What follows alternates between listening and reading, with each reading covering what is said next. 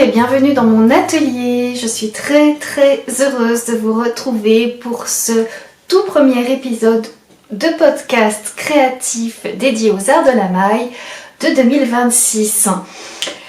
J'ai mis du temps à revenir par ici. D'habitude, je tourne un podcast créatif tous les changements de saison, donc à chaque équinoxe et à chaque solstice. Mais il se trouve que la grippe a décidé de me clouer au lit pour le solstice d'hiver, ce qui explique que je viens tourner cet épisode de l'hiver seulement là le mercredi 21 janvier 2026. J'en profite d'ailleurs pour vous souhaiter tous mes meilleurs vœux pour cette nouvelle année. Surtout une très bonne santé, que ce soit physique ou mentale. Et bien entendu, je vous souhaite de très nombreux moments pour tricoter sereinement et vous faire plaisir dans vos réalisations autour des arts du fil. Je vais me représenter très rapidement pour les personnes qui arrivent par hasard sur cette chaîne. Je m'appelle Céline, j'habite à Chambéry en Savoie et je suis créatrice de modèles de tricot pour la marque Mademoiselle Petroni. C'est une activité que j'ai mis en pause là depuis 2 ans maintenant, un peu plus même. Mais je continue de tricoter pour le plaisir, pour créer aussi, mais plus pour moi et mes proches. Et je suis également professeure de tricot et de crochet à Chambéry, ici dans une mercerie, la mercerie de Chambéry, et chez Lanae Tricot à Grenoble où je donne des cours de tricot, mais aussi j'anime des ateliers de crochet, notamment d'initiation au crochet. Voilà pour mon activité professionnelle et le temps libre, entre guillemets, en tout cas récupéré de l'arrêt de mon activité de designer, fait que j'ai choisi, ça c'était vraiment un souhait de ma part, de m'orienter vers une activité artistique, plus tournée vers les arts textiles en général. Donc je travaille essentiellement les matières naturelles, textiles, que ce soit le lin, le coton, la laine, voilà, sous toutes ses formes. Et j'aime bien pour l'instant travailler la broderie, le crochet, le tricot, le feutrage, particulièrement le feutrage à l'aiguille. Et voilà, donc je prendrai sûrement un petit moment à la fin de la vidéo pour vous en parler. Voilà pour cette brève présentation. Je vais vous parler dans ce nouvel épisode de mes ouvrages terminés, ceux que j'ai terminés sur fin 2025. Il n'y en a pas beaucoup, j'ai 2 ouvrages que j'ai terminés et j'ai fait des petits cadeaux, je les ai plus donc je peux plus vous les montrer, mais je vous dirai juste à quoi ce que j'ai fait. Et puis ensuite je vais vous parler de mes encours actifs, puisque j'ai pas mal monté de nouveaux projets pour ce début d'année. Donc je vais vous présenter 3 nouveaux encours. Je vais aussi vous parler de ma nouvelle paire de chaussettes que j'ai montée fin 2025. Et également, je vais vous parler, mais très brièvement, de là où j'en suis sur un encours que je conduis sur le long terme. Je finirai par une dernière partie papotage où je vais vous parler de mes envies. Plus particulièrement mes envies de ce début d'année, et également je vais partager mes coups de cœur. J'ai pas mal de coups de cœur vidéo YouTube à vous partager cette fois-ci, et voilà, je conclurai sur mon activité d'artiste en art textile. Et ben je vous souhaite un bon épisode, surtout ça va être un petit peu long, je vais essayer quand même d'être assez succincte. Prenez une boisson chaude si vous le désirez, ou froide, et un tricot ou un ouvrage qui vous tient à cœur, et installez-vous confortablement pour visionner cette vidéo. Alors, le premier ouvrage terminé, c'est ce que je porte. Voilà, vous l'avez peut-être vu sur Instagram, je l'ai publié tout au long de sa réalisation. Il s'agit de mes modèles, le modèle du pull Catherine, dont j'ai tricoté cette 2e version. Donc j'avais le premier prototype que je mets peu finalement, parce que c'est une laine qui a pas mal bougé au lavage, et comme c'est une laine rustique, je crois que j'ai pas fait le bon choix que de le passer en machine, et il a un peu rétréci. Il se trouve aussi qu'en vieillissant, je change de morphologie et que notamment j'ai pris pas mal de circonférence en haut des bras, donc les manches étaient vraiment trop serrées sur cette première version. Donc je me suis dit, c'est l'occasion, voilà, tu as du fil en stock, pourquoi pas te retricoter une nouvelle version de ce modèle que tu aimes beaucoup, auquel tu tiens aussi, parce qu'il y a des raisons familiales derrière, notamment dans le processus de création. Il s'agit d'un modèle en top-down de pullover avec manches tombantes, donc drop shoulder, tricoté du haut vers le bas, où on commence, il est tricoté dans un fil de calibre fingering. L'échantillon, c'est un échantillon fingering. Pas dire bêtise, je crois qu'il est de 26 mailles. Je vérifie si je prenais le bon modèle. J'ai mes petites notes avec moi parce que sinon je vais vous dire plein de bêtises. 25 mailles sur 32 rangs.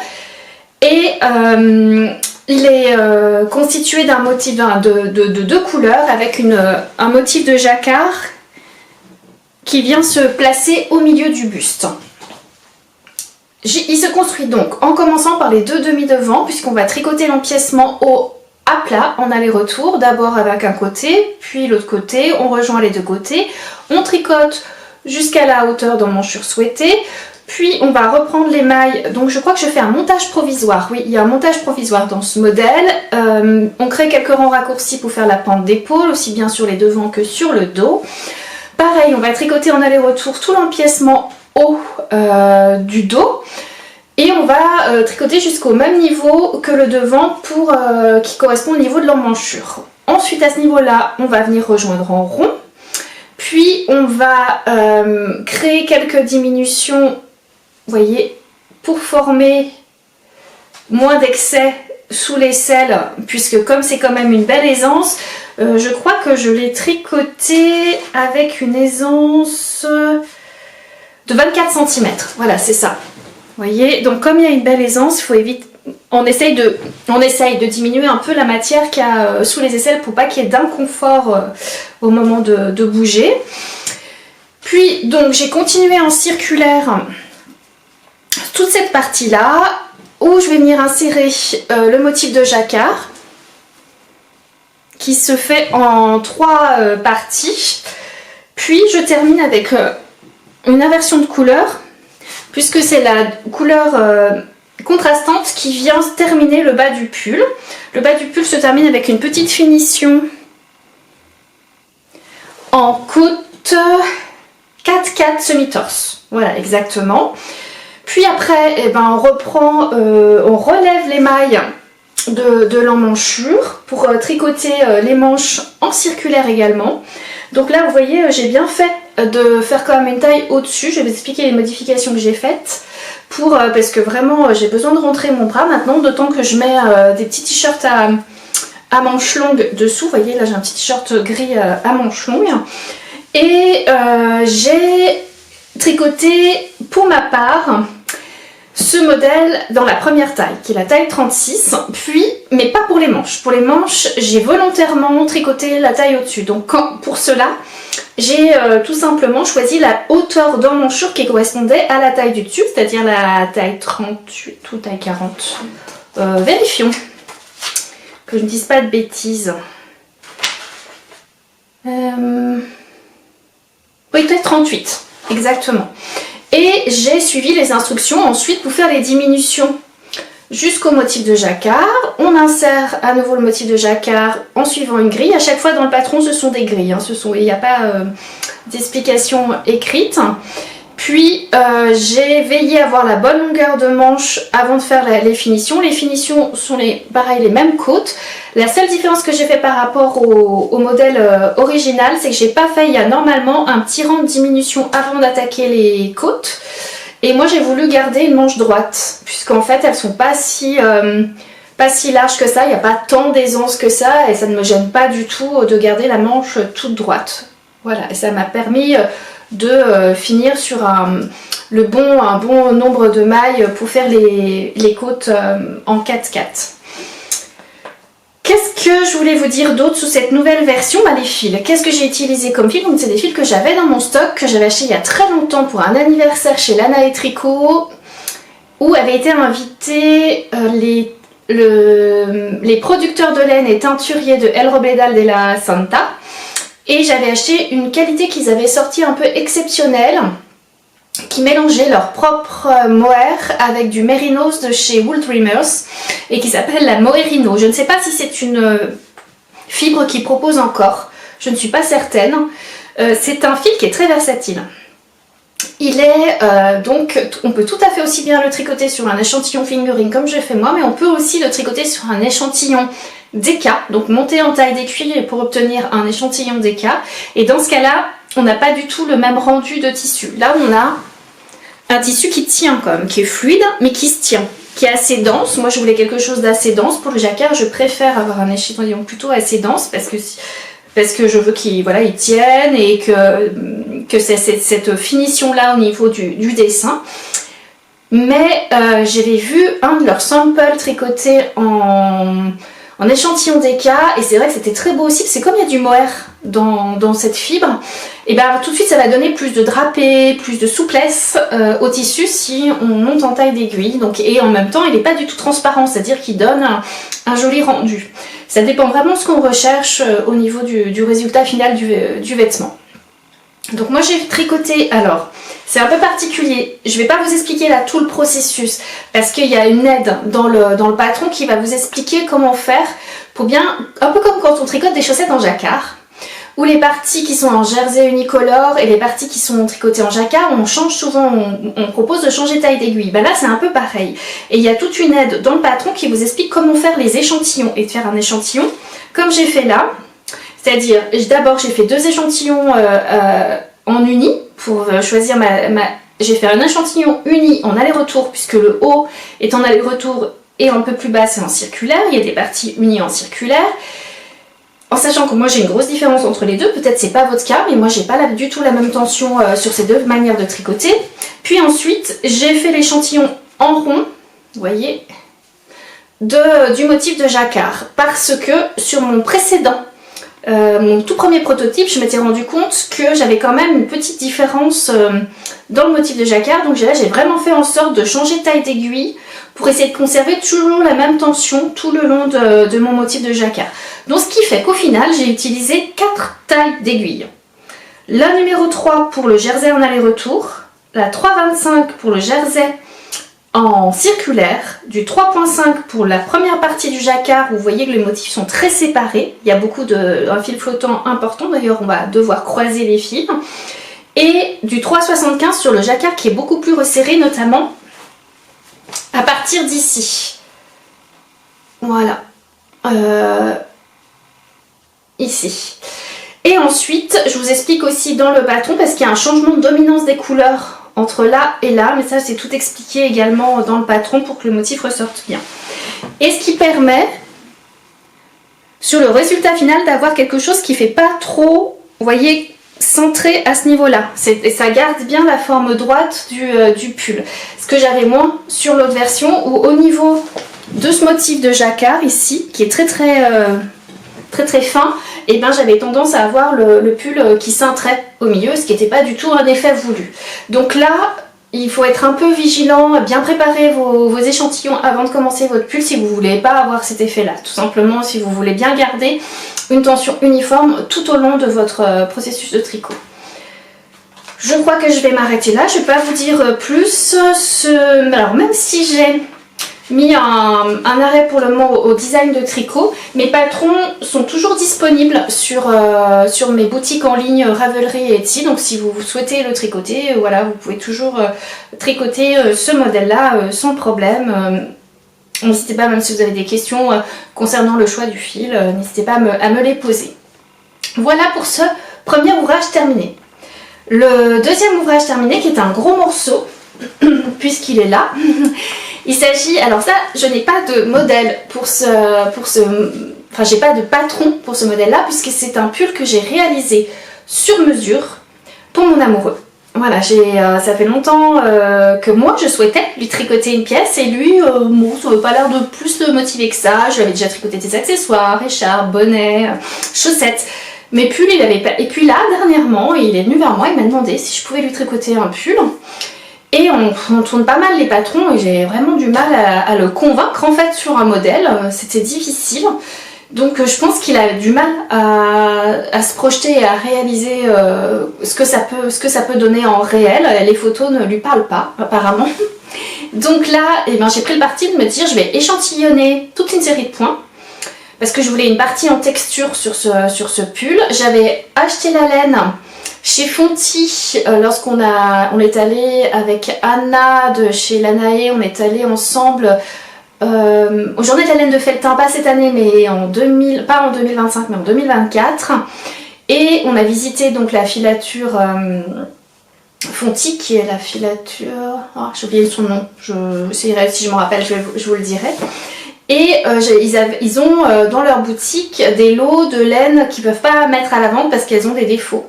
Et notamment il y avait un gros lot de cette qualité qui correspond à la qualité Fado chez eux ou à la qualité d'Ererum Natura, la Gilliatt, pardon. Et j'adorais ce coloris qui est le coloris Tempête, qui est un bleu nuit assez intense, ce que j'aime vraiment beaucoup. Donc je me suis dit, et Anna m'a encouragée à me dire oui, je vois bien Fabien dans cette couleur là, je pense que ça lui plaira. Donc j'avais pris ce gros lot de 7 pelotes de 100 grammes quand même, et qui était un prix vraiment très avantageux, qui était très bien déstocké, parce qu'il avait pour défaut des moments dans les pelotes où il y avait des défauts de filature, c'est-à-dire qu'il y avait des moments beaucoup plus épais que d'autres, il y a vraiment comme des bourrages de laine sur le fil.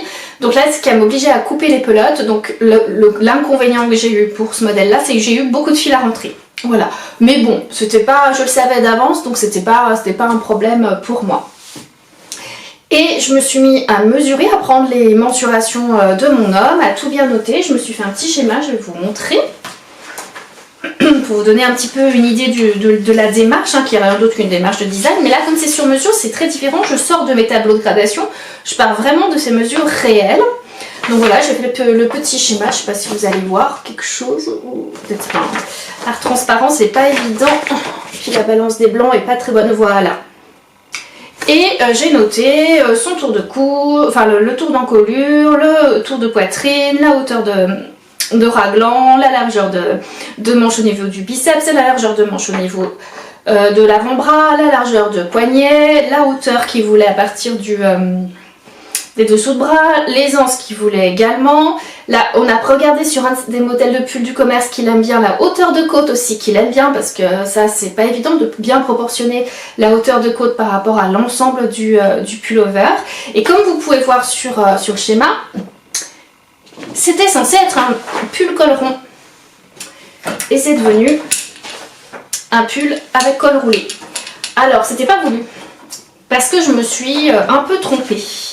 Dans la réalisation, d'ailleurs l'encolure je l'ai refaite plusieurs fois.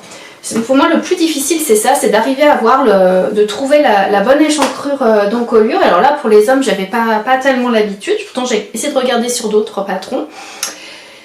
Et je l'ai refait 3 fois en fait le début de mon encolure et de mon raglan. Donc j'ai monté mes mailles, j'ai tout placé. Bien entendu, j'ai fait tous mes calculs pour savoir le nombre de mailles qu'il me fallait sur mes épaules, dans mon dos, les mailles de raglan. Donc c'est des raglans à 2 mailles.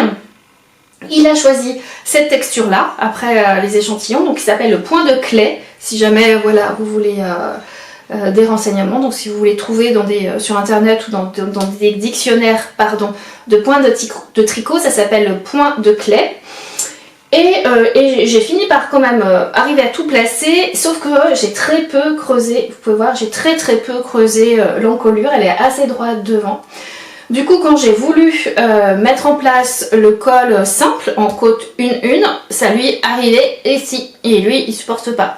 Donc, alors ce qui est étonnant, c'est qu'il va pas supporter le col qui va venir sur la glotte, mais il a aucun problème à avoir un col montant, c'est-à-dire qu'il va monter et faire un col roulé.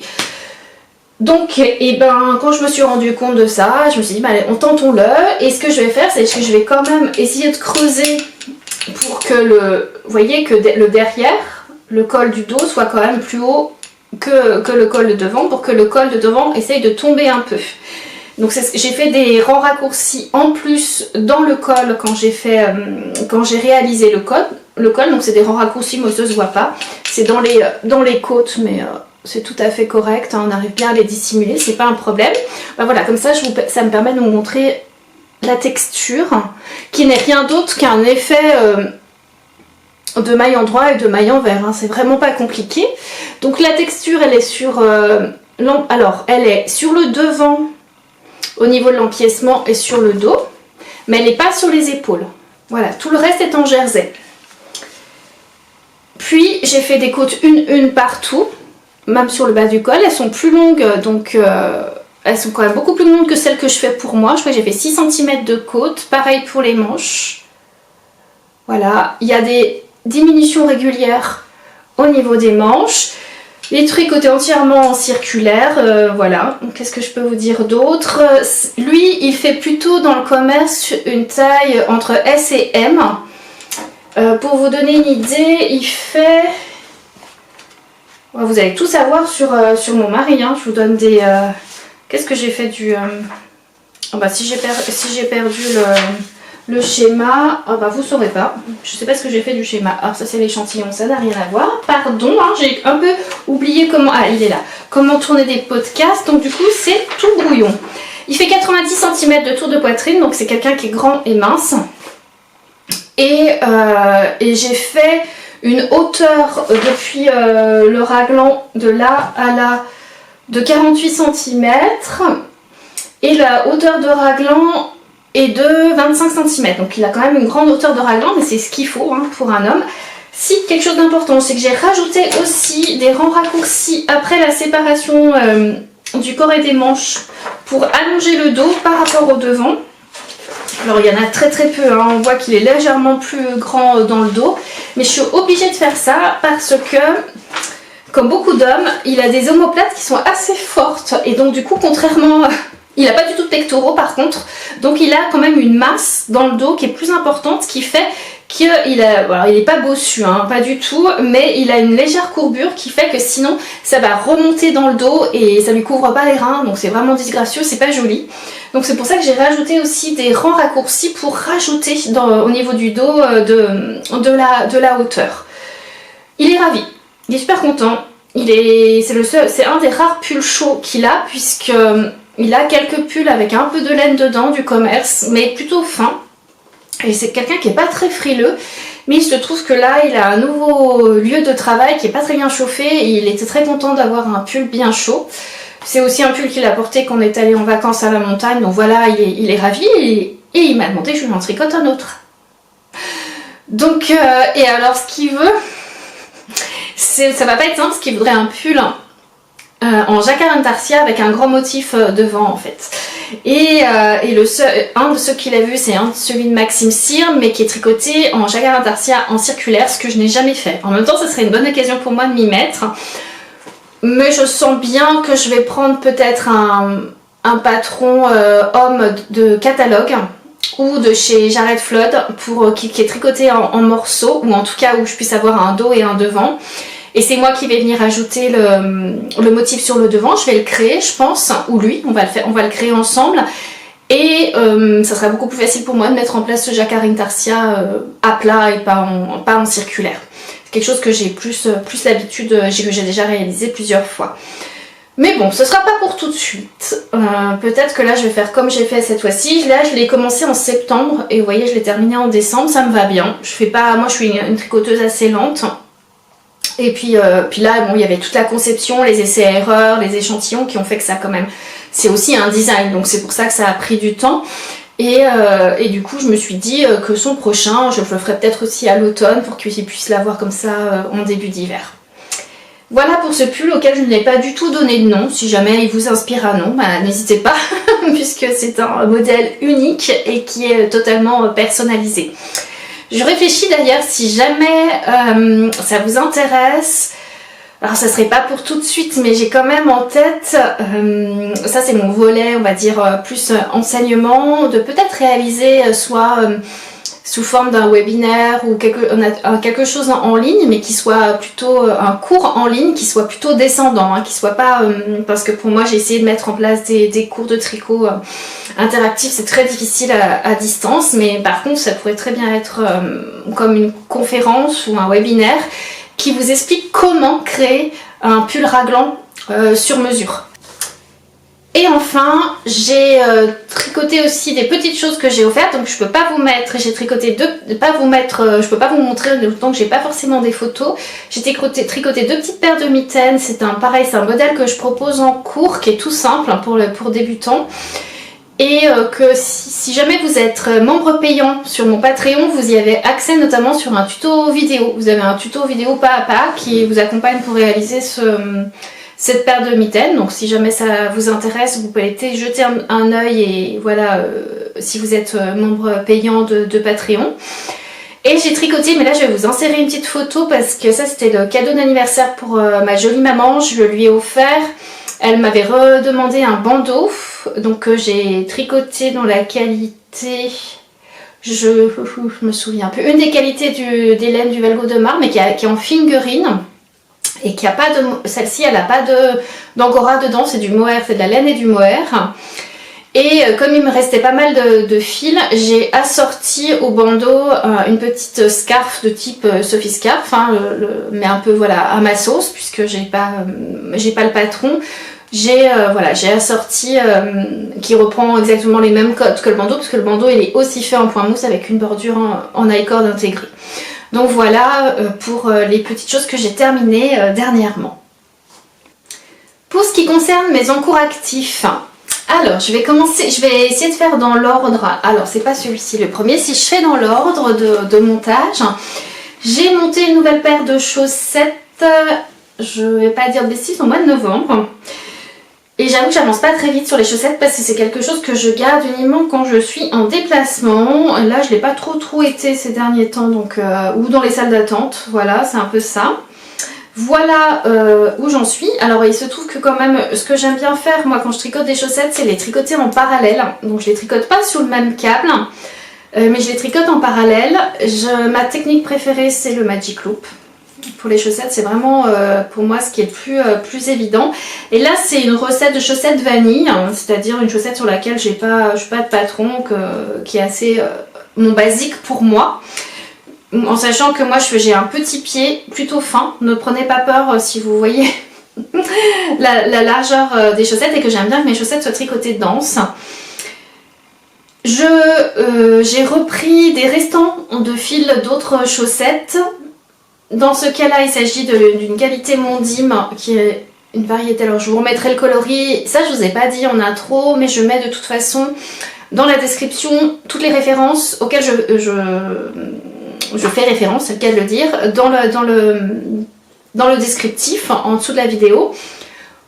Les qualités de laine, les modèles, les liens vers Ravelry, enfin voilà, tout ce qui peut vous être utile. Si jamais j'oublie des choses, n'hésitez pas à me poser des questions en commentaire. Là, vous voyez que c'est une recette où j'ai commencé par les orteils, par la pointe. Je fais un montage en Turkish Caston. Après, je fais une pointe qui est ni toute droite ni toute ronde, hein, c'est entre les deux. J'ai un rythme qui m'est propre. Ensuite, j'ai mis en place sur le dessus de pied des côtes 3-1, puis du jersey au niveau de la semelle. Je fais un 37, donc je sais plus. J'avais prévu au départ de faire un talon à gousset, un talon renforcé à gousset, et je me suis un peu perdue dans mes mesures. Et donc finalement, comme j'ai tricoté trop de longueur de pied, j'ai opté pour faire un talon à rang raccourci. Il s'agit des Shadow Wrap Torn, je crois que c'est comme ça qu'on appelle, qui est un des talons à rang raccourci. Je vous mettrai aussi dans le descriptif, voilà. Coloris contrastant, j'utilise un restant aussi de Langyam de la Yavol. Donc c'est une Yavol unie en rose pâle. Puis ensuite j'ai repris la tige et là j'ai fait tout en côte 3-1. J'aime bien parce que je trouve que ça maintient bien la cheville et ça s'adapte surtout à la différence entre ma cheville et mon début de mollet, parce que moi j'ai un mollet assez fort.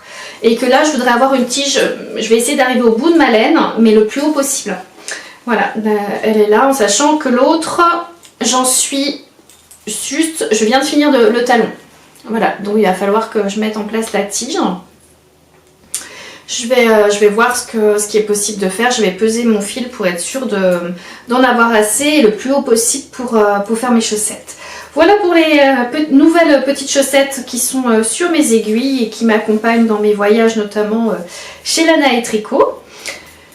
Ensuite, au 1er janvier, j'ai monté les mailles d'un nouveau projet. Et là, il s'agit d'un design c'est un patron que j'avais dans ma bibliothèque Ravelry depuis un moment.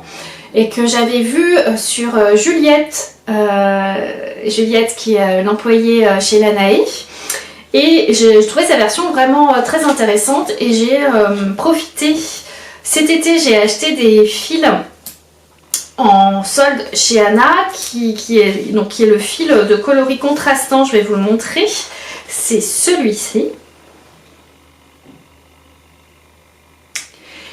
Qui vous voyez, parce que, alors, je vous dis tout de suite, désolée, je pars vraiment dans tous les sens aujourd'hui. C'est un modèle de Umbrella Mori qui est le Metamorphic Sweater, qui normalement se tricote avec 2 fils filet main. Et moi je voulais quelque chose qui se rapproche du coup du filet main, et c'est pour ça que j'ai pris cette qualité de chez Manos del Uruguay. Ou del Uruguay, je ne sais pas comment on prononce le nom de la marque. Je vais essayer de vous retrouver le label. Oui. Comment se fait-il que ce soit compliqué? Voilà.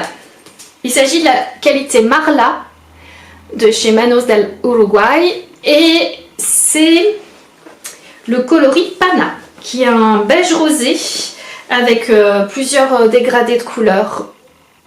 Oh, ouais, il veut plus refaire le point. Enlève ma tête, voilà. Et vous pouvez voir qu'il a un peu cet effet filet main où on aurait filé 2 brins de 2 coloris différents. Et en coloris principal, là je suis pas partie sur une laine qui fait cet effet là. C'est une qualité sport, ce que j'ai la Marla de Manos del Uruguay, et j'ai voulu donc associer à cette laine là en coloris principal la Vovo de chez Rosa Pomar, que vous devez sûrement connaître, avec cette très jolie, donc Vovo ça veut dire mamie en portugais, donc vous voyez l'étiquette avec cette jolie mamie, et c'est le coloris 02, voilà, qui est le gris anthracite, voilà, gris très très foncé que j'utilise et que je trouvais venait donner un très joli contraste à l'ouvrage entre un rose très très clair et un presque noir. Mais je voulais pas du noir justement, je voulais quelque chose qui soit vraiment, qui tire vers un gris. D'ailleurs c'est un gris assez froid que j'aime beaucoup. Voilà où j'en suis, voilà ce que ça donne. Donc je vous mets, c'est pareil, si je vous l'ai pas mis, mais je vous le remettrai là, je vous mets le modèle du métamorphique, le rendu. Donc là, je viens de terminer l'empiècement haut circulaire, puisqu'il s'agit d'un top-down en empiècement circulaire, avec pour particularité d'être en jersey en vert avec une ligne de maille glissée sur le devant, une maille glissée sur le dos, sur les côtés, là je viens juste de mettre en place, et sur le dessus des manches. Voilà, c'est vraiment un modèle très très simple. Et ce que j'aime bien, c'est cet effet, voilà, très moiré, des variations de la laine contrastantes dans le motif. Là, ce que vous voyez ici, ce sont les augmentations qui, je ne sais pas pourquoi, sont plus visibles sur certains endroits que d'autres, et notamment ma première ligne d'augmentation. Alors je les ai fait exactement comme Antoine Already dans le patron, et comme elles sont faites ailleurs. Et ailleurs on les voit beaucoup moins, alors je ne sais pas pourquoi, c'est un mystère. Il se commence tout de suite par le col. Alors là, ce qui était sympa, parce qu'il n'y a vraiment pas du tout de difficulté dans ce modèle, mais moi c'était la première fois, c'était inédit pour moi, j'ai fait un montage tubulaire en côte 1-1 qu'on vient ensuite adapter pour faire des côtes de 2. Voilà, il y a une adaptation pour transformer le montage tubulaire en côte 1-1 sur des côtes de 2. Donc c'était très sympa, ça m'a permis d'apprendre quelque chose de nouveau. Ce qui donne en effet une encolure très souple. Et là aussi, nous avons, vous voyez, vous devez sûrement voir que le dos est plus haut que le devant. Donc il y a des grands raccourcis dans les côtes. Mais ça se voit pas non plus, hein. C'est vraiment super facile à réaliser. Et la particularité, je le fais exprès de le mettre sur l'envers, c'est qu'il se tricote sur l'envers. Et qu'on va pouvoir réaliser que des mailles endroit, faire du jersey endroit. Donc je me mets sur cet endroit-là, je me mets sur cette face de mon ouvrage pour le tricoter. Il faut juste que je fasse très attention à laisser mes fils sur l'avant du travail quand je fais, voilà, quand je crée la ligne de maille glissée. C'est la seule vigilance qu'il faut avoir pour que cette ligne apparaisse bien. Après, quand on retourne l'ouvrage, donc l'idée c'est de le tricoter sur l'envers en faisant des mailles endroit tout le long du processus, et après on le retourne complètement pour avoir le résultat final. Donc là j'en suis sous les emmanchures, il ne me reste plus qu'à dérouler en rond. Donc c'est des côtes des rayures 1-1. Voilà, on change tous les tours. Les mailles glissées permettent de pas trop voir parce que le changement se fait dans le dos. Alors j'ai eu un passage qui n'était pas génial au départ, mais ça correspond d'ailleurs un peu à l'endroit où il y a les augmentations. Mais après, ben voilà, ce qui permet de croiser les fils et de ne pas voir en fait la différence, donne l'illusion de ne pas voir trop le décalage entre les deux lignes de rayures. Et je crois, moi je vais sûrement le rallonger parce qu'il est un peu trop court à mon goût. Et je crois, je ne peux pas dire de bêtises, qu'il y a les mêmes côtes sur les poignets, enfin sur les bracelets de manche et sur le bas du corps. Donc ça c'est un encours qui est vraiment maintenant super tranquille. C'est vraiment, si jamais vous voulez le faire, c'est très agréable à tricoter, c'est très facile. En plus les instructions, mais j'aime beaucoup les instructions d'Andrea Mori, elles me sont très fluides. Et en parallèle, il y a la semaine dernière, j'ai commencé un gilet. Parce que j'avais très envie de me tricoter un gros gilet de type... ah bah il est là, je vais vous le montrer. C'est le modèle que justement je vais retricoter. Donc c'est un gilet en échantillon bulky, que j'adore porter, notamment, vous voyez, je peux le mettre par-dessus un pull, comme une veste.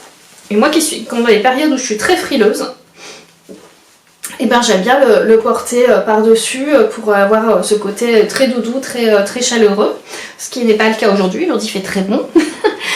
Voilà, et pour cela j'ai décidé de repartir sur ce même modèle là que j'avais tricoté en kit, qui m'avait été offert par la marque We Are Knitters, qui est un modèle de Colibri by Johanna qui s'appelle le Katie, ou Kathy, je sais pas comment on le prononce, cardigan. Et je l'ai décidé de repartir sur ce modèle là parce que j'ai le même échantillon, mais cette fois-ci je ne vais ni faire de rayures, c'est-à-dire qu'il va être unicolore, et je ne vais pas faire les parties de... Là vous voyez les parties mouchetées, elles sont en jersey en vert. Voilà, je vais tout faire en jersey en droit du début jusqu'à la fin, ça va être un modèle ultra facile. Donc là j'ai commencé à monter les mailles et j'en suis à la mise en place du raglan, en sachant que c'est un échantillon à 12 mailles, donc je vous laisse imaginer, je les tricote en aiguille numéro 6, donc ça va super vite. Voilà. Et je vais vous parler de la laine et de la couleur. Donc là je l'ai mis en stand-by, vous voyez que d'un côté il n'y a pas d'aiguille, parce que j'ai cassé mon aiguille. Mon aiguille s'est décollée de son support à ce niveau-là. Bon, il faut dire que c'est mon tout premier kit d'aiguille que ma maman m'a offert. Il doit avoir 15 ans ce kit d'aiguille. Donc bon, je lui en veux pas d'avoir lâché seulement maintenant. Donc il faut que je me rachète des aiguilles, des pointes en 6 mm. J'aime bien les symphonies en bois parce que vraiment je les trouve très agréables pour...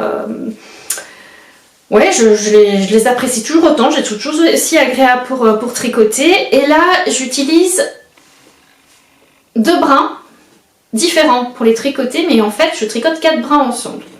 Pourquoi? Tout d'abord, j'utilise... Non, je suis partie, on va dire les choses dans l'ordre. Je suis partie de ce mohair là, qui est un lace, hein, un dentelle mohair et soie, des bergers cathares que j'ai détricoté d'un de mes prototypes, d'un de mes modèles que je ne portais absolument pas. Et donc je me disais mais c'est pas possible, j'adore cette qualité de fil que je trouve, mais vraiment c'est mon mohair préféré en fait, le mohair des bergers cathares. Et je me disais mais c'est pas possible que de pas pouvoir en profiter, enfin voilà, je connais la valeur de cette matière première. Donc je me suis dit je détricote tout, tant pis, je prends mon temps parce qu'il fallait vraiment faire en sorte, sauf que ce modèle là, je l'avais tricoté avec 2 brins de mohair ensemble. Donc autant vous dire que c'était impossible de séparer les 2 brins, enfin ça m'aurait demandé vraiment beaucoup trop de travail et ça aurait fragilisé mon fil. Donc je les ai tricotés en laissant les 2 fils ensemble. Donc là je me retrouve avec on va dire un calibre sport plutôt qu'un calibre dentelle. Et j'adore cette couleur, ça fait vraiment partie des couleurs sur lesquelles je vais me rouer en général très très vite. Et en allant chez Lanaï, pas ce mois-ci mais le mois précédent, au mois de décembre, elle venait de recevoir comme réception de chez Wool Dreamers la qualité Manchelopi, pardon, excusez-moi, j'ai eu comme un blanc. Et là je me suis dit mais c'est la couleur parfaite. Enfin on est d'accord, elles étaient faits pour être associés ces deux-là. Donc moi j'ai dit bah voilà, je vais tricoter un ouvrage en grosse maille. Au début je pensais que j'allais me faire plutôt un pullover et bien il se trouve que mon échantillon était quand même trop grand. Donc je suis partie pour me refaire cette veste en échantillon bulky. Donc la Manchelopi, il se trouve qu'elle est déjà donc c'est une qualité non filée, de la unspun, donc non filée. Qui est conditionné en 2 brins séparés mais qu'on tricote ensemble. Je voulais pas les séparer et donc du coup je me retrouve avec 2 brins de dentelle et 2 brins de Manchelopi pour pouvoir tricoter cet ouvrage. Donc même si ça monte assez vite puisque l'échantillon est un gros échantillon, il faut quand même que je fasse très attention à bien prendre tous mes brins et à ne pas casser la Manchelopi trop souvent. Donc voilà, ça me demande quand même d'être un peu concentrée pour pas laisser filer les petits brins de mohair, enfin, vous voyez ce que je veux dire. Et je suis très très contente, j'ai très hâte, j'adore cette couleur, j'ai vraiment hâte de l'avoir dans ma garde-robe, cet ouvrage. Et c'est vraiment, là pour le coup c'est vraiment la couleur. Alors Manchelopi, hyper agréable à tricoter, hein, c'est du mérinos donc... super agréable et j'adore la qualité frivole de chez des bergers cathares, donc là c'est gros plaisir aussi de le tricoter. Voilà pour ce nouvel en cours sur mes aiguilles. Il m'en reste un petit dernier, je vais essayer de faire vite puisque de toute façon il n'y a pas grand chose à dire. Il s'agit d'un bonnet que je ne sais pas si je tricote pour moi ou pour mon chéri, ça va dépendre de qui c'est qui arrive à le mettre sur la tête. Ça va être surtout ça. C'est un modèle tout simple, c'est le Classic Ribbed de chez Purl Soho, qui est un modèle gratuit sur leur site internet qui est en anglais. Ah oui, je vous ai pas dit, tous les modèles là que je vous ai présentés sont des modèles en anglais. Je suis pas sûre que celui d'Andrea soit traduit. Par contre, le Cathy Cardigan de Colibri by Joanna, malheureusement, il était disponible dans ce kit là. Ce kit n'est plus disponible chez Weird Knitters, mais j'arrive pas à trouver le patron ailleurs. Alors peut-être il est sur le site directement de Colibri by Joanna. C'est possible, j'ai pas vérifié. Et là, moi j'ai une version traduite en français. Ça par contre c'est en anglais.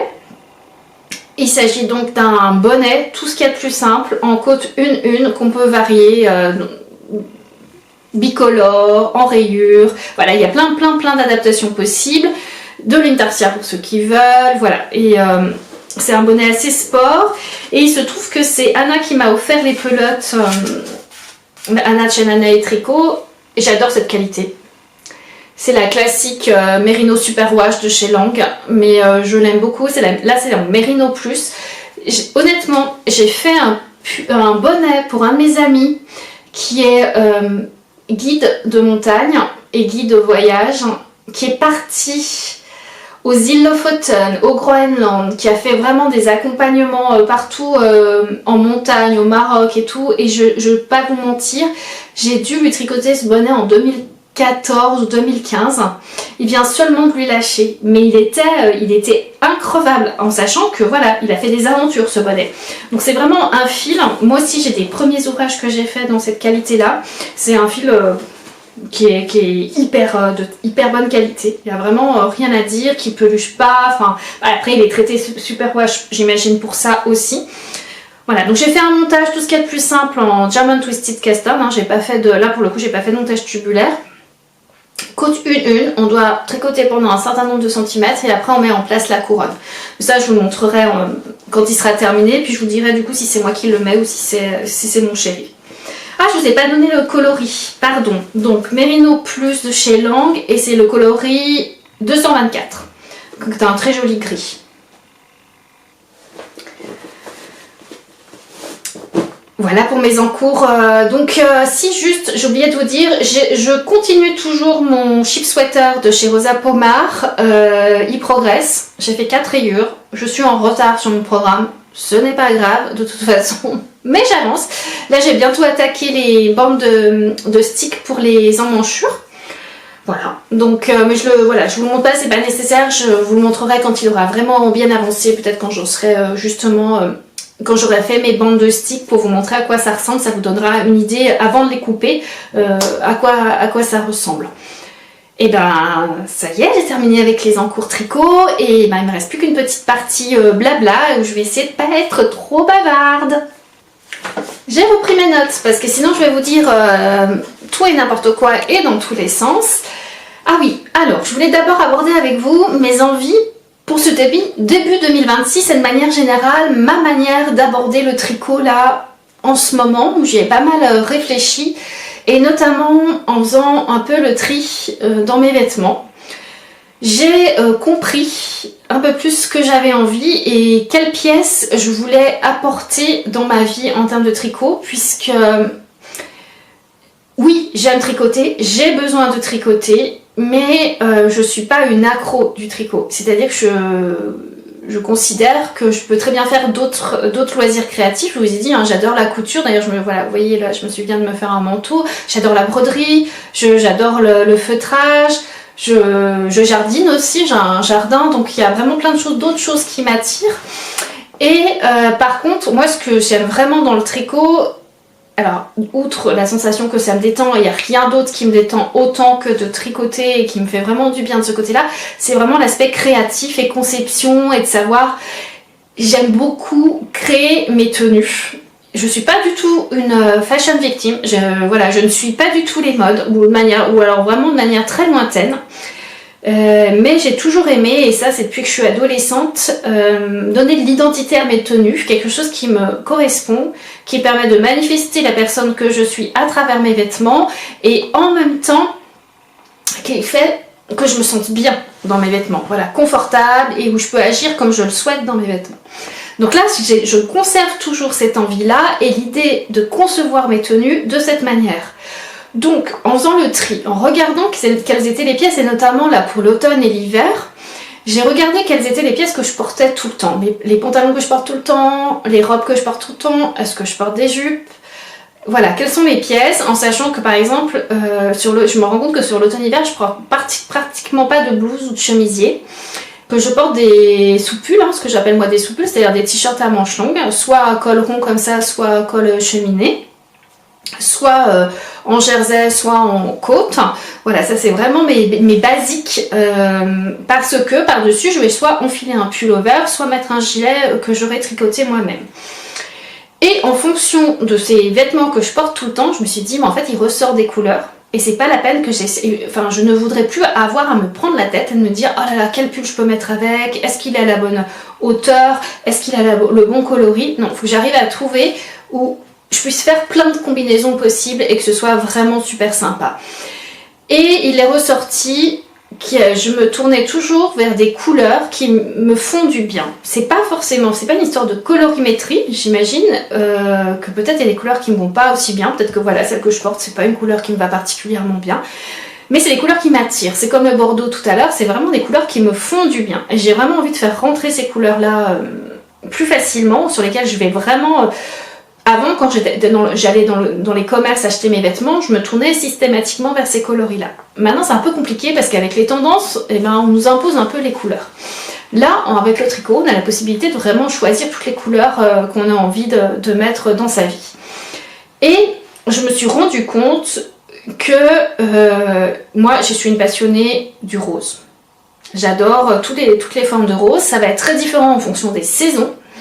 Là, il se trouve qu'en automne-hiver, je vais être sur des roses qui sont plus éteints, comme ici, un peu plus pâles, des roses pâles, des roses chauds, des roses, des beiges rosés, des roses qui vont tourner vers du cuivre, tous les roses possibles, mais ça va être plus des roses très doux pour l'hiver et l'automne, et des roses un peu plus flamboyants pour le printemps et l'été, où je vais avoir du corail par exemple. J'aime beaucoup le rose corail pour l'été, et j'aime beaucoup le pamplemousse aussi, c'est une couleur pamplemousse rose.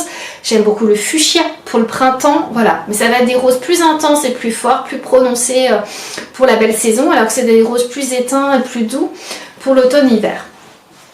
Et après, j'ai une couleur qui revient assez systématiquement, que ce soit aussi bien en hiver, enfin dans la saison froide que dans la saison chaude, c'est le bleu, mais un bleu plutôt marin, bleu marine, un bleu foncé.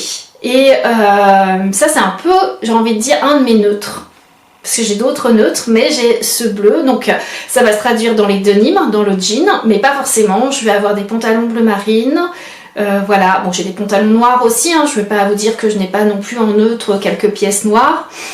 Mais j'ai vraiment essentiellement, que ce soit vraiment en hiver ou à la belle saison, des bleus. Alors des bleus un peu plus clairs, je veux bien l'entendre, sur la période du printemps-été, avec des denims beaucoup plus clairs. Il y aura aussi du bleu marine et quelques bleus un peu plus... Oui, c'est vraiment le bleu clair, le bleu chambray ou le bleu denim très très clair. Et après... Pour la saison froide, j'aime bien les gris. Voilà, pour moi, je pense que les gris, et notamment les gris chinés ou gris foncés, ou les gris de toison naturelle de mouton par exemple, c'est aussi un de mes neutres. Donc je vais tourner, je pense, à tricoter plutôt ces couleurs-là sur l'automne-hiver, qui vont être donc en neutre les gris, le bleu marine, et en contrastant, ce qui va apporter les couleurs, c'est-à-dire les roses, mais les roses plutôt doux. Rien ne m'empêchera de temps en temps de craquer peut-être pour un jaune moutarde en petites touches ou des petites choses comme ça. Mais voilà, moi j'ai vraiment envie de me simplifier la vie, aller vraiment vers les couleurs qui me font du bien et surtout harmoniser, à plus avoir à me dire, voilà, au moins toutes les tenues que je compose avec choix, avec envie et tout, ça sera toujours avec des couleurs qui m'apportent de la joie. Et pareil pour le printemps-été, là mes neutres, il y a le blanc qui arrive, donc il y a le bleu marine, mais il y a aussi le blanc. Le blanc fait beaucoup partie de mes neutres au printemps, et notamment avec des blouses, des petits t-shirts blancs. Et j'aurai le temps de réfléchir après si je me tourne vers un autre neutre, mais je pense entre le bleu de Nîmes, le blanc, c'est déjà pas mal, et après donc avec tous les roses, mais des roses un peu plus flamboyants, ça viendra bien contraster sur mes tenues. Donc voilà, c'est cette première envie que j'ai, qui est de se tourner vers des couleurs qui me plaisent pour 2026, et comme si j'avais une palette dans laquelle je pouvais m'éclater et pouvoir concevoir plein de tenues qui sont à mon goût et composer quelque part un peu ma propre mode, quoi, et pas me laisser influencée par les tendances, voilà, c'est pas du tout moi c'est pas ce qui m'attire en fait, d'être tendance, c'est pas du tout. Moi j'habite une petite ville de province, je n'ai pas besoin d'être à la mode parisienne ou des grandes capitales européennes, c'est pas du tout ce que je recherche. Et sinon, si je voulais vous dire, oh là là, heureusement que je voulais être courte, hein. J'ai envie de tester des nouveaux fils pour 2026, et notamment j'ai réfléchi, mais ça je vous en reparlerai sur le prochain épisode de podcast. Je me rends compte que j'ai de moins en moins envie de faire des objets en maille pour l'été, mais ça on en reparlera. Donc là en ce moment il y a quand même des fils qui me font envie, c'est plutôt des fils à gros calibre, de laine plutôt rustique, je ne vous mens pas. Et notamment, il y a une première marque que j'avais repérée il y a 2 ans au Knit It à Lyon. C'est une marque qui est notamment distribuée par Laine des Îles, le site Laine des Îles. Et c'est une marque norvégienne qui s'appelle la Hullesvag. Alors je ne sais pas si on la prononce comme ça. Pareil, ça sera en barre de description. Et dans la qualité vide, VI2DE, qui est un fil worsted. Mais voilà, c'est vraiment, je l'avais vu, je l'avais touché, voilà, les couleurs aussi me plaisent bien. Donc Ça fait partie des fils que j'ai envie de tester. Il y a la Matisse de Rosa Pomar qui vient de sortir il y a quelques mois, qui est un fil encore plus épais puisque c'est un fil Aran. Et là, pour l'instant, j'ai pas franchi le cap parce que la palette de couleurs m'intéresse moins, hormis le bleu très foncé qui pourrait correspondre à ce que je recherche. Il y a un fil depuis l'année dernière que j'ai très envie de tester. Là, en plus, c'est de la production française. Je comprends pas que j'ai pas encore craqué. C'est une lainière qui a décidé de valoriser la chaîne de la laine à travers une variété de moutons qui s'appelle la lourdaise. Donc c'est la laine des Hautes-Pyrénées. Et c'est la marque Nitty & Woolly. Et c'est dans sa qualité, c'est sa deuxième qualité. Donc c'est pas... la première, je ne me rappelle plus comment elle s'appelait, mais qui est fait vraiment en lourdaise. Là, c'est mélangé, il y a 2 moutons. La lourdaise et peut-être il y a de la toison ariégeoise, mais je ne sais plus quel mouton ariégeois. Mais enfin, en tout cas, c'est mélangé et ce qui donne un très joli gris. C'est une laine grise naturelle et qui est la Peira. Et il y a 2 calibres, elle le fait filer en 2 calibres, et en plus elle fait filer à la filature de Nio, je ne veux pas dire de bêtises, donc vraiment elle a vraiment une filière de valorisation de laine française, et elle a une qualité sport et une qualité worsted. Et elle a des coloris naturels et des coloris teints qui sont des teintures végétales, donc c'est pareil, et là on est complètement dans ma palette de couleurs parce qu'on va retrouver des gris, des roses, un bleu marine, donc là je comprends pas que j'ai encore pas craqué pour faire un très joli jacquard. Ensuite, il y a un autre fil de production française avec des moutons que j'ai déjà eu la chance de tester et donc de faire un design. C'est l'atelier Pure Laine qui a proposé il y a quelques mois l'inédite qui mélange sa laine des brebis de l'association qui est donc des brebis Hampshire avec 30% de yak, et je trouve que ce fil est beau. Ce que j'ai vu, le rendu, alors je l'ai vu qu'en photo, je ne l'ai pas vu en vrai, mais je le trouve, le yak lui apporte un peu de brillance, et c'est un très joli gris naturel, et là on se rapproche des gris qui est les neutres que j'ai envie de travailler, et c'est pareil, elle a plusieurs calibres, mais moi celui qui m'intéresserait c'est au moins le 3 fils. 3 fils et 4 fils m'intéresseraient. Voilà pour mes envies laine de 2026. Je termine le blabla avec mes coups de cœur vidéo YouTube. Première chaîne 18 and Cloudy, qui est une chaîne lifestyle qui sort toutes les semaines, et aussi une jeune femme qui vient d'Angleterre et qui montre un peu tous ses week-ends.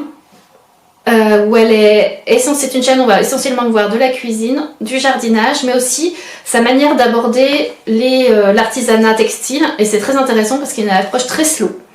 Donc voilà, ça c'est un épisode maintenant que je ne rate plus. Cœur Canif, chaîne française, une créatrice, artiste pluridisciplinaire qui vit à Lyon et qui a une approche très très intéressante, très intuitive, vraiment on sent que c'est quelqu'un qui a fait des études d'art sur plein de formes d'expression artistique, et notamment le crochet, les illustrations et le graphisme. Cœur Canif, coup de cœur aussi. Autre coup de cœur d'une autre artiste qui vit à Lyon, c'est marrant, c'est vraiment une coïncidence, elle s'appelle Yaz, mais elle est argentine et elle vit à Lyon, et elle est illustratrice tatoueuse, et elle adore toucher à tout, elle fait plein d'autres artisanats, et elle fait des vlogs avec un mode de vie qui m'interpelle, je la trouve joyeuse, elle est bien plus jeune que moi, ça pourrait être presque ma fille entre guillemets, mais voilà, je la trouve, elle a une approche très joyeuse, très naturelle dans ses vlogs. Et enfin, podcast tricot qui nous vient de Suède, c'est Sarah de Walgreen Makes, que je viens de découvrir grâce à une autre Sarah d'ailleurs, de la Sarah des Pays-Bas, je ne me rappelle plus. Ah oui, It is a Sarah podcast, je crois que c'est ça le podcast. Elle a parlé de ce podcast et je suis allée voir, et c'est vrai que j'ai vraiment beaucoup aimé ce podcast tricot. J'ai vraiment aimé ce qu'elle faisait, mais j'ai aussi aimé sa démarche, ses choix. Bon, c'est différent de ce que moi forcément j'aime. Elle s'inspire beaucoup de la tradition scandinave de tricot. Elle travaille les matières naturelles essentiellement, souvent des laines non teintes. Mais elle a une approche dans sa manière de créer ses vêtements où elle va pas forcément suivre à la lettre un patron, ça peut lui arriver, mais elle va aussi prendre beaucoup. Alors c'est marrant, elle utilise beaucoup de livres, beaucoup, elle s'inspire beaucoup de modèles dans les livres, dans des encyclopédies de points de tricot, et elle peut très bien prendre une idée de point d'un côté, une idée de design de l'autre, de faire ses propres assemblages, et elle fait des choses absolument magnifiques et qui sont pas communes, qu'on n'a pas l'habitude de voir dans les podcasts tricot, donc je vous invite aussi à découvrir cette vidéo. Voilà, avant de vous quitter, je vais aller vous chercher, je vais vous montrer rapidement ce que j'ai fait dans mon atelier en tant qu'artiste textile cette période de l'automne, et puis il sera temps de vous dire au revoir. Alors pendant l'automne, j'ai essentiellement travaillé, j'ai travaillé sur plusieurs choses, et d'ailleurs si vous souhaitez en savoir un peu plus sur mon activité d'artiste en art textile, et ce sur quoi je travaille, j'essaye de travailler là, c'est assez ambitieux, je veux faire un certain nombre d'œuvres et d'installation pour une future exposition, en tout cas pour promouvoir ce travail auprès de galeristes ou de lieux d'exposition. Et j'ai travaillé sur le thème de l'automne, puisque mon thème de travail c'est la saisonnalité et notamment les changements dans les saisons en lien avec le changement climatique. Et j'en parle sur mon Patreon et plus particulièrement auprès de mes membres payants, en sachant que vous pouvez aussi tout à fait venir en tant que membre gratuit sur ma chaîne Patreon. Et là vous avez accès à un article par semaine, mais là où je vais plus parler de mes tricots, de mes encours, et vous allez voir tout ce dont je vous ai parlé aujourd'hui, vous allez les voir avancer au fil des semaines. Mais par contre, pour les membres payants, là je les fais vraiment rentrer dans les coulisses de mon travail d'artiste. Il y a un abonnement, hein, vraiment à 5 €, vous pouvez vous abonner. Vous pouvez vous abonner pendant un mois, avoir accès à tout l'historique de mes contenus Patreon, et puis repartir quand vous voulez. C'est tout à fait libre, il n'y a pas de, c'est pas un abonnement sur plusieurs mois. J'ai travaillé sur des petits, comment après appeler ça, des petits panneaux en tissu avec lesquels j'avais mis de côté des feuilles mortes que j'avais ramassées puis stabilisées et que je suis venue fixer sur ces petits panneaux de tissu en lin et sur lesquels je suis venue broder des motifs de végétaux. Voilà, je vous les montre simplement, et l'idée c'est d'en faire une installation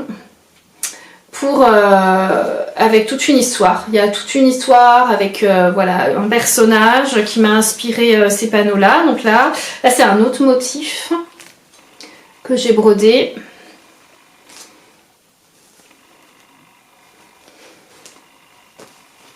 Voilà, pour vous donner une idée. L'idée ça va d'en faire une grande installation en patchwork qui sous forme d'herbier. Voilà essentiellement ce que j'ai fait, et si ça vous fait vraiment plus envie d'en savoir plus, n'hésitez pas à nous rejoindre sur Patreon. Je vous remercie d'avoir regardé cette vidéo jusqu'au bout. J'espère que je n'ai pas été trop bavarde, j'ai l'impression d'avoir beaucoup parlé. Il faut dire que ça fait longtemps que je n'avais pas tourné de vidéo YouTube, ça fait beaucoup de contenu. Mais je continue à garder ce rythme là parce que c'est celui qui me convient, c'est celui qui est le plus facile. C'est très difficile d'arriver à trouver des créneaux pour me poser et venir vous parler. C'est quelque chose que j'aime beaucoup faire, mais il faut qu'il y ait de la matière, il faut qu'il y ait du contenu, il faut que ce soit intéressant pour vous, donc je ne vais pas venir trop souvent. Et je trouve que de toute façon je travaille toujours dans la saisonnalité, vous voyez, c'est aussi mon sujet en tant qu'artiste, et j'ai envie de garder ce rythme saisonnier.